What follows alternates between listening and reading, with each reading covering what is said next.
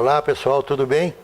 Estamos aqui iniciando a nossa aula número 8, a segunda sobre o registro de imóveis. Hoje veremos 5 assuntos. Pessoas obrigadas ao registro, títulos admitidos a registro, a matrícula, o registro e a averbação. Eu deliberadamente, por conta da quantidade de assuntos nessa aula e por conta da importância deles, eu vou fazer uma aula mais assim vinculada ao roteiro. Para você que me acompanha aí, tipo assim, na medida que eu leio aqui, você, além de dar uma olhadinha, não faz, vamos dizer assim, dê preferência para ficar lendo o que está aí e me ouvindo, tá bem? Vamos ver se a gente faz uma informação bacana sobre isso aqui, olha. Item 1.1, né? Sobre o tema pessoas obrigadas ao registro. Ó. Saiba isto aqui. Qualquer pessoa pode provocar o procedimento de registro ou averbação nos cartórios de registro de imóveis. Qualquer pessoa pode provocar. Mas para atos do oficial, de que resulte a alteração nos assentamentos, um registro de escritura de venda, por exemplo, deverá haver requerimento escrito da parte beneficiada ou sua regular representação por procuração. Então como é que é isso aí assim? Se eu peço lá uma informação, eu peço uma informação e o oficial dá a informação para qualquer pessoa. Né? Vou lá, peço uma informação, ele me dá o documento, uma certidão. Agora, se eu levar um documento que vai modificar algum direito, daí então eu preciso ser o interessado, o beneficiado, pessoalmente ou por procuração. Tá legal? Isso é importante de saber, né? Atenção! E eu vou pedir até no finalzinho, tem um complemento de informação assim, olha. Se o titular do direito real constante do registro imobiliário for menor, uma pessoa menor de idade, ele será representado por ambos os pais. Ante a igualdade jurídica desses, e eu peço para você completar, no exercício do poder familiar. No exercício do poder familiar. Muito bem, vamos ver agora assim, quais títulos é que são admitidos para registro. Quais títulos são admitidos para registro? Olha, são admitidos para registro os títulos representados por escrituras públicas, documentos particulares autorizados em lei, atos autênticos de países estrangeiros, cartas de sentença, formais de partilha, certidões e mandados extraídos de autos do processo. Fica com essa informação no seu roteiro, para você, que tipo de título é admitido a registro? Esses aí, né?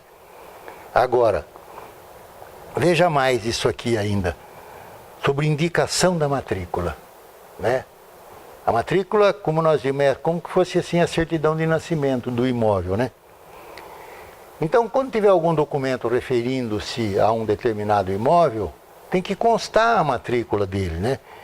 É isso que está dito aí no item 2.2, que depois você verifica a integridade dele, né? A inteireza, o texto completo do item 2.2.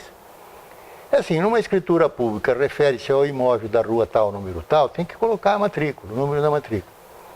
Se for um instrumento particular, um contrato de um instrumento particular, referindo-se também a um imóvel, tem que indicar o número da matrícula. É isso que está dito aí assim, né? Muito bom. Agora nós vamos para o item da matrícula, efetivamente. Como eu disse, eu estou repetindo assim, talvez desnecessariamente, né? Mas eu vou dizer novamente, assim, a matrícula é como se fosse o registro de nascimento do imóvel, né? Leia comigo aí esse item 3.1. Eu vou lendo, você vai acompanhando aí, olha. A grande inovação da atual lei de registros públicos que estamos estudando foi a matrícula do imóvel, na qual cada um dos existentes no Brasil são descritos, caracterizados, localizados e discriminados, permitindo que a partir dali sejam feitos os registros e as averbações que sobrevierem em relação aos mesmos. Né? Então abriu-se uma matrícula do imóvel da rua tal, número tal. O João vendeu para o Antônio.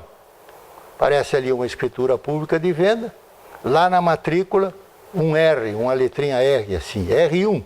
Né? João vendeu para o Antônio. E assim as averbações, que aparecem com a letrinha AV, né, de averbação. Muito bem. Considere a matrícula como se fosse um registro de nascimento da pessoa natural, tá? Estou insistindo nisso, né, porque é onde nasce o imóvel, né? Olha ali assim, todo imóvel ou objeto de título a ser registrado deve estar matriculado no livro 2 de registro geral, não esquece disso, né? Todo imóvel, objeto de título a ser registrado, vai ser registrado, né? Ele tem que estar com a matrícula dele no livro 2 de registro geral. Fusão de matrículas é um assunto que eu tratei no item 3.2, que eu vou deixar para que, como nós temos assim, conteúdos e tempo, faça isso depois, assim, nos seus estudos com calma. Essa questão da fusão de matrículas. É permitido fusão nos termos do que eu coloquei aí, tá bom? Muito bom. Lembre-se disto aqui, ó. Lei 6.015 é a lei que nós estamos estudando, a lei de registro público, né? Artigo 235A. Por que é 235A? Você percebe ali, é porque ele foi incluído por uma lei do ano de 2017, do ano passado. Olha, foi incluído pela lei de 13.465. Olha o que ele diz assim, que ficou dito no artigo 235A. Fica instituído o Código Nacional de Matrícula, CNM, que corresponde à numeração única de matrículas imobiliárias em âmbito nacional. Isso vai ser um trabalho infernal, né? Para que o Cadastro Nacional de Matrícula esteja concluído, uma lei aí do ano passado, de 2017. Então nós vamos ter muito o que estudar ainda sobre a respeito desse Código Nacional de Matrícula aí. Vamos dizer assim, uma unificação parece interessante, mas difícil, hein? De qualquer forma, vamos esperar que os acontecimentos venham aí para a gente ver no que é que deu esse propósito da lei 13.465. Com isso aí a gente vai para o item 4 do total de 5 itens que temos para a aula de hoje, que agora é o registro. Nós vimos a matrícula, agora o registro. Veja ali assim, regra básica a respeito do registro, uma regra básica a respeito do registro. Nenhum registro poderá ser feito sem que o imóvel a que se referir esteja matriculado. Se percebe, não tem lugar para fazer registro. Precisa assim, a matrícula do imóvel, a certidão de nascimento do imóvel. Então está lá, descreveu o imóvel, deu um número, não é? Tem lá o proprietário. Quer dizer, para que se faça qualquer registro relativo a esse imóvel, precisa que ele esteja matriculado, que tenha a matrícula dele. Porque senão você chega com o registro, você vai registrar onde? Não tem a matrícula, não tem onde registrar. Tá legal? Então percebe isso aí, assim é uma regra básica, né? Veja aí sobre o registro de penhora. Penhora, né? A gente sabe, determinada pelo juiz em processo de execução, olha lá. Ó. Determinada pelo juiz, o seu primeiro registro na matrícula do imóvel penhorado será feito mediante a apresentação da certidão de inteiro teor da decisão judicial que o determinou. Então você vai fazer o registro de uma penhora, esse imóvel está penhorado num processo judicial lá. O juiz determinou, né, a penhora desse imóvel. Então, precisa que a certidão que vai para o registro de imóvel transcreva integralmente essa decisão do juiz que determinou a penhora. E aqui eu pedi para você assim, muita atenção, porque será, vamos ver? Acompanha comigo ali, olha. O registro de penhora faz prova, o registro de penhora faz prova quanto à fraude de qualquer transação posterior envolvendo o imóvel objeto de ônus hipotecário. Né? Perceba bem assim, ó, o registro de penhora, lá no imóvel, fez o registro de uma penhora. Ele faz prova quanto à fraude de qualquer transação posterior ao registro da penhora. Por isso que é importante. A penhora pede o registro dela. Se está advogando numa causa e você requereu a penhora de um determinado imóvel e o juiz concedeu, né? Apanha uma certidão dessa decisão e vai para o registro de imóvel para fazer o registro da penhora. É importante, ele te dá essa segurança aí, né? A respeito de escrituras antinupciais, olha que interessante isso aqui. Pactos antinupciais, né, para, vamos dizer, adotar um regime de casamento da comunhão universal. Olha lá. A respeito das escrituras antinupciais, teremos registro da escritura no livro 3 do cartório do domicílio dos cônjuges. No livro 3 do cartório do domicílio dos cônjuges. Averbação no lugar de situação dos imóveis de propriedade do casal. Duas providências a ser tomar, né? Você fez opção, não, eu não quero o regime da comunhão parcial, que é o regime legal. Eu quero mudar, eu quero o regime da separação de bens. Muito bem, lavra uma escritura, né? Pré-nupcial, pacto antinupcial de separação de bens. Muito bem, você tem que tomar duas providências com essa escritura, uma de registro e uma de averbação. Onde que é feito o registro? Olha, livro 3 do cartório do domicílio dos cônjuges. E a averbação? No lugar de situação dos imóveis de propriedade do casal. Tá legal? Muito bem.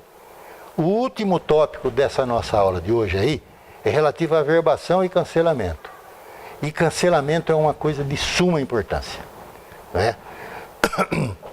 Vamos ver assim, o que é a averbação? Já falamos tanto em averbação e tal. Olha aí o que é a averbação. A averbação é o ato do oficial de registro,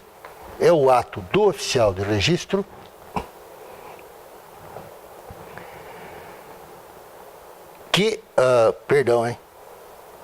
tá aqui. A averbação é o ato do oficial de registro que repercute ocorrências que alterem o registro. Então, a averbação, ela provoca alteração em ocorrências de registro.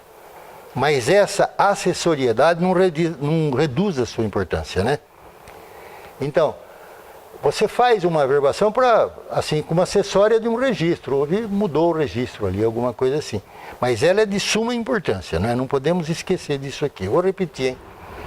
A averbação é ato do oficial de registro que repercute ocorrências que alteram o registro.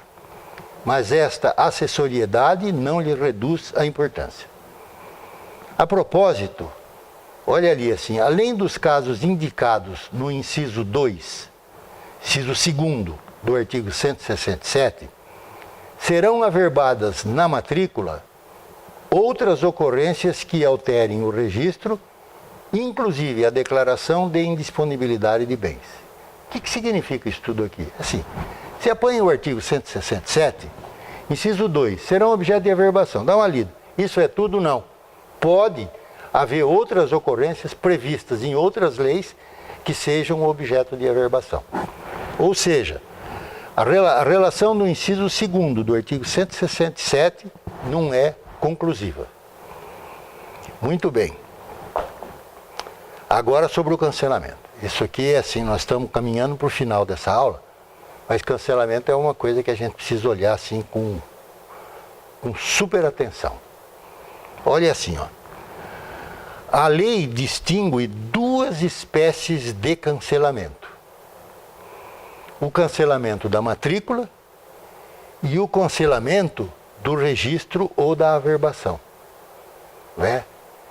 Então imagina, para cancelar uma matrícula, né? Cancelar uma matrícula, acabou aquele imóvel, se transformou num outro e tal. Então, para cancelar uma matrícula, você precisa estar super bem documentado, né? Então, tem além de cancelamento da matrícula, tem cancelamento de um registro. Vai ter um registro qualquer lá, a hipoteca, e o contrato de empréstimo foi considerado nulo. Então, vai cancelar aquele registro, né? Evidentemente, vai ser por decisão judicial e tal, né? Então, atenção. E pode também haver o cancelamento da averbação, né? Esse cancelamento, olha lá, ele pode ser total ou parcial. Então atenção para isso, né? Ouça com atenção isto aqui assim, ó. Onde eu pus a nota, aqui eu pus, ouça com atenção isso aqui.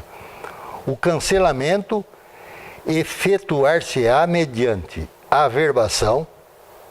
O cancelamento efetuar-se-á mediante averbação e declarará o motivo que o determinou, bem como o título em virtude do qual foi feito. Se é uma sentença judicial, por exemplo. Então eu vou repetir.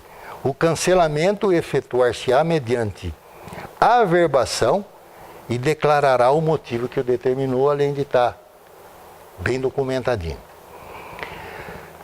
O artigo 250 da Lei de Registro Público está transcrito aí, far-se-á o cancelamento às diversas hipóteses, né? Por exemplo, em cumprimento de decisão judicial, como eu dizia, né, me referi, transitada em julgado e outros casos. Esses, eles ficam aqui à sua disposição para fazer uma leitura bacaninha e ver assim, como é que se faz, em virtude de que documento se faz o cancelamento. Muito bom, pessoal, nós estamos encerrando aqui a nossa aula número 8. Eu volto com vocês na aula 9, que vai ser sob o registro de imóveis, a última. E depois nós teremos a aula 10 para as disposições finais da Lei 6.015, tá bom? Um abraço para vocês, tchau mesmo.